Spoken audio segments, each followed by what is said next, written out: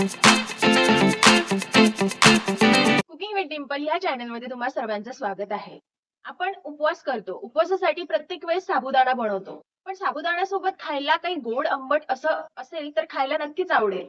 तर तेच आपण बघणार आहोत. आज आपण बघणार आहोत प्रत्येक उपवासाला खाता येईल अशी बोरोनी कशी बनवायची. व्हिडिओ तुम्हाला नक्कीच आवडेल. शेअर करायला विसरू नका आणि माझ्या चॅनललाही सबस्क्राईब करायला विसरू नका. बोरोनी कशी बनवायची ते बघूया आता. त्यासाठी लागणारं साहित्य इथे मी हे गावरानी बोरं असतात ते कोरडे करून घेतलेले आहेत. हे आहेत अर्धा किलो. त्यानंतर इथे मी 1 कप गूळ घेतलेला आहे. अर्धा चमचा लाल तिखट घेतलंय आणि पाव चमचा मीठ घेतलंय. हे बोरं जेव्हा सीझन मध्ये मिळतात तेव्हा आम्ही ते तोडून कोरडे करून ठेवतो. या बोरांना 2 वेळेस स्वच्छ पाण्याने धुवून घेऊया.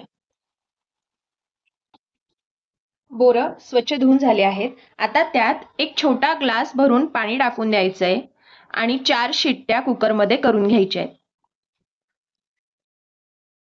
4 शिट्ट्या करून बोरं शिजवून घेतलेली आहेत. आता ही शिजलेली बोरं एका कढईमध्ये काढून घ्यायची आहे. स्मॅशरने अशी स्मॅश करून घ्यायची आहे. आता जे अर्धा चमचा लाल तिखट घेतलेलं होतं ते टाकायचंय. इथं मी 1 कपापेक्षा थोडासा कमी पण चिरून गूळ घेतलेला आहे. तुमच्याकडे पावडर असली तर तुम्ही गुळाची पावडरही वापरू शकता. आणि गोड तुम्हाला तुमच्या चवीनुसार तुम्ही कमी गोड करू शकता. त्यानंतर हे जे पाव चमचा मीठ घेतलेलं होतं तेही टाकायचंय.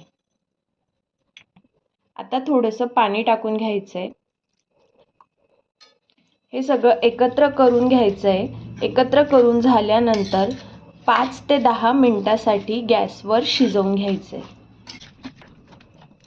एक 5 ते 10 मिनिटासाठी आता हे आपण शिजवून घेऊया. इथे मला पाणी थोडंसं कमी वाटतंय म्हणून मी 2 घोट पाणी अजून टाकतेय त्यात.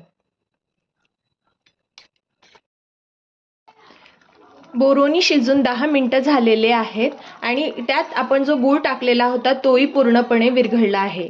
आपली बोरोनी आता तयार झालेली आहे.